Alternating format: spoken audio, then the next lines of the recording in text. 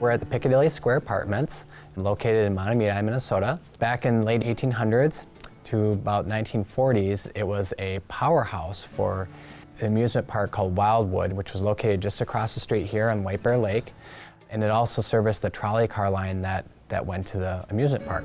And then after that, it was the Piccadilly restaurant, and that was open from the 1950s all the way till 2005, and much of that time it was owned by the Stanek family, and it was very well known for its prime rib in particular. It was quite the destination. It ran its course as a restaurant and had great times, and then it was vacant, and it was really an eyesore and a blight and security risk and all kinds of things were going on, and it was vandalized, so something needed to be done. The city approached the CDA to help redevelop the site in 2010, and then the CDA bought it in 2012. So it sat vacant for about 7 years before it was finally demolished.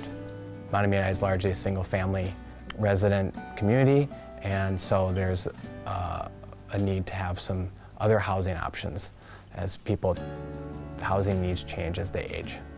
For a community to have a place for their parents and their grandparents to go, to be safe and to be comfortable, and to feel part of a community of people at their own peers is very important.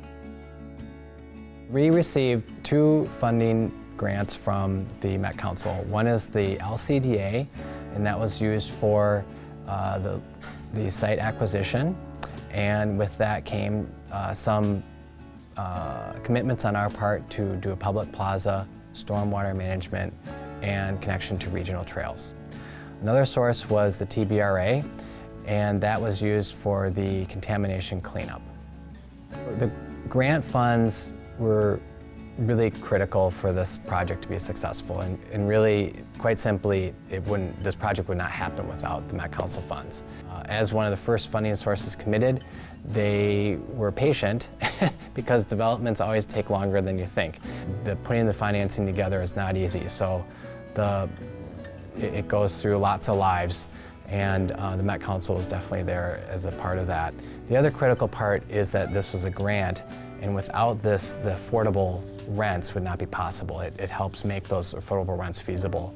I like to think of Piccadilly Square as being a real community benefit because it serves one of the main purposes of occupying this highly visible site and having a welcoming presence to the downtown area.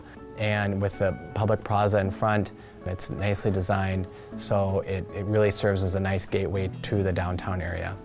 I think most importantly, from my perspective, it offers an affordable place for members of the community to go as they become seniors, so that they can remain in the community.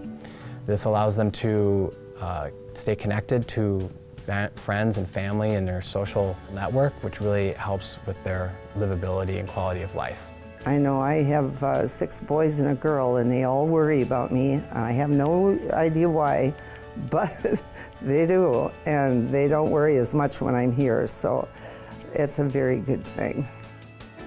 The Met Council is a national model of regional cooperation. It's very unique, and you know, for better or worse, some people look at it as too much government, but a lot of other planning circles and nationally look at it as a great thing because it allows for regional cooperation for essential things like stormwater management, sewer systems, but also for things like affordable housing, recognizing that housing is a regional asset that needs to be maintained in order to promote livability.